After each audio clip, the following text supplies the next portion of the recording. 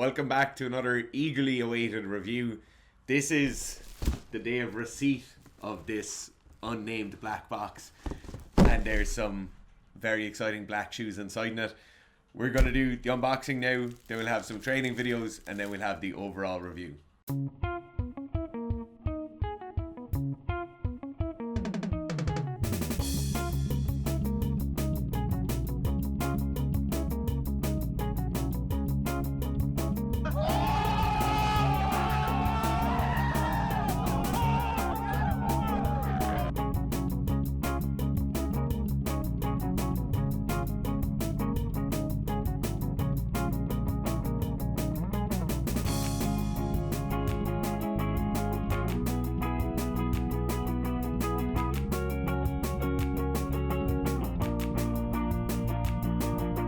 Welcome back to the Sika summary. Those of you who would have watched the channel for the last kind of year or so will remember we used to do a lot more Sika summaries. Today we're bringing the series back, and we're bringing the series back to review the Anta weightlifting shoes. So these are the Anta weightlifting shoes. It's a new colorway that has come out. We got these shoes from workout.eu. They sent them to us for us to do a review on them. A lot of you guys have been asking for these shoes. You want to know what they're like, and we kind of probably on a daily basis get asked what shoes we think people should buy if they're looking to go from training in like a pair of Metcons or a pair of Innovates, and they're looking for a squat shoe or a weightlifting shoe, what shoe we'd recommend. These certainly are a shoe we'd recommend. So this is the Chinese made, very, very similar to the Nike Romaleos 2. They are a great, very, very stable weightlifting shoe. So to kind of start it off and to kick off with why a pair of shoes like this might be better than a certain other pair of kind of like powerlifting shoes or any other shoe with a raised heel, the main thing you first need to look at is the actual heel height. So heel height in Antas is probably around one of the higher heel heights you have in the market. Other shoes that are in the same kind of range would be that Nike Rom 2 that I mentioned earlier. Also, you have the Reebok Legacy shoes. The Antas, to be honest, are probably among the highest of those. They're certainly higher than the Rom 2s. They fall into the 1-inch heel raise bracket. A lot of the weightlifting shoes will be in a 3/4 inch heel inch bracket or heel raise bracket. A lot of the powerlifting squat shoes are in a 1/2 inch heel raise bracket. So these are certainly higher than those. There's inherent advantages come along with that heel raise, but there's also things you have to consider as well. So if you're somebody with slightly restricted ankle mobility, if you're somebody who might be kind of later getting into strength training or later getting into kind of trying to squat fully ass to grass or trying the weightlifting movements, certainly that extra height in the heel will give you that added dorsiflexion. It will give you that extra kind of room in the bottom of the squat, and that's what a lot of us are looking for. So there's a reason I use shoes like this, terrible ankle mobility, in order for me to do snatches, cleans, squats. It really, really helps to have that extra higher heel.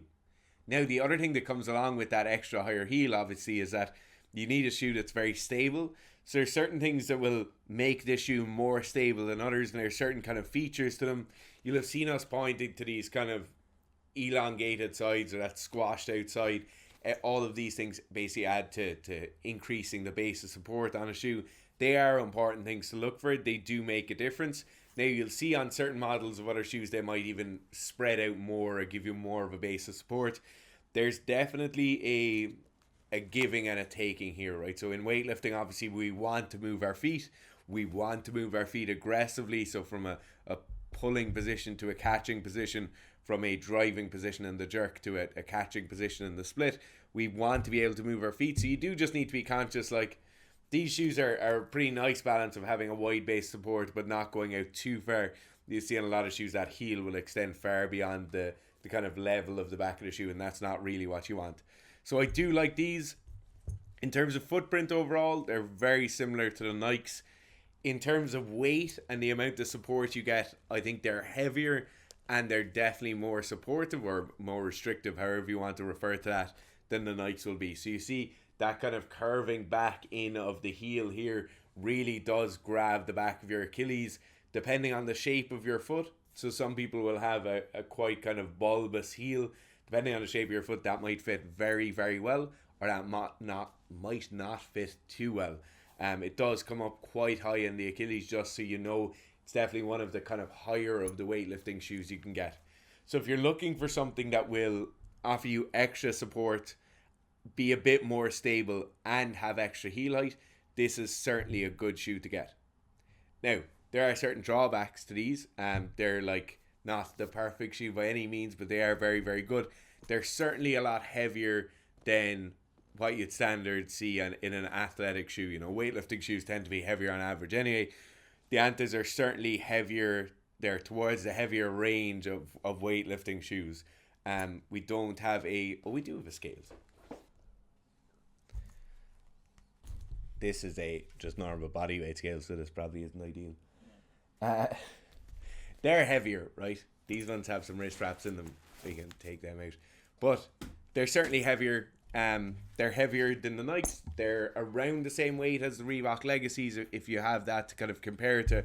But certainly they are heavy. So what are some other factors if you're looking for weightlifting shoe? There's a few things that I kind of always like to look out for, and this is a personal touch, but it's certainly when you're coaching people and you're kind of trying to recommend things, there's certain things you need to look out for and how well they work, right? The first thing is the support you get at the front of the shoe. Obviously, this is vastly aided by that wrapping back in of the heel at the back of the Anta, but you do get your two straps. These straps tighten down quite well. I know on some of the shoes we've reviewed, this top strap has tended to be a bit long. That's certainly not been an issue with me so far. At this point, it's probably important to note, I take these in a size 10. I'm usually like 10 and a half kind of in most of my shoes. Most of my shoes are around 10 and a half. I would size down a bit on these, to be honest. They're definitely a bigger fit, a wider fit than a lot of shoes. In terms of the width of the toe box here, they're certainly not drastically wide, but they're definitely not a narrow shoe. So if you're somebody who's been with kind of Adi Powers or previous models of the Adidas shoes, which were quite narrow, these will be a good bit wider than that. So you will just want to maybe size down slightly. So look at that support. It's perfect. It's two straps. It's very similar to a good few other brands there. Laces tie up well. They don't tend to come loose during sessions. To note at this point, I had those all red and yellow Antas before. They were my normal size of shoe. So I took them in, I think it was 11 or something like that, and they were just too big. I had to sell them. So I would certainly go for a nice tight fit in these.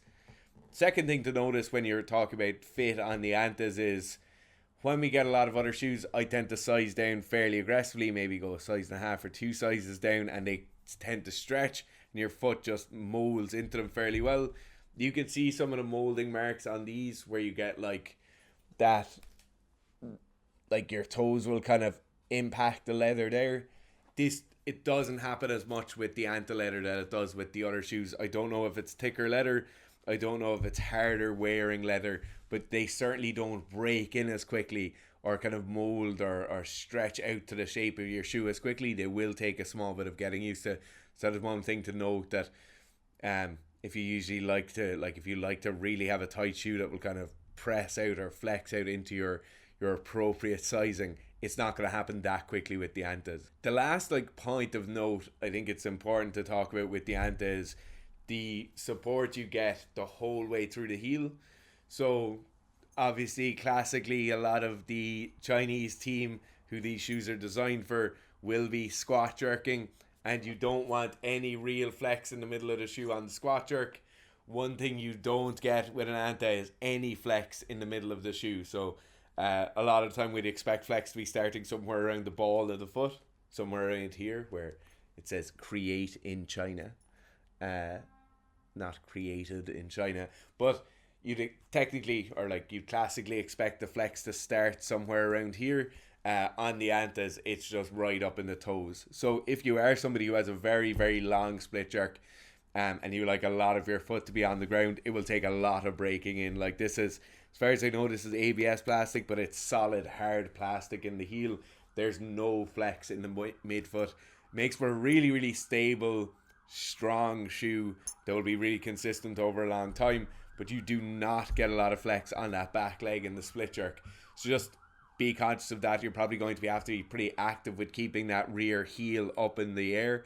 You're not going to be able to be kind of like just dropping the foot back there without actually flexing that shoe into the ground.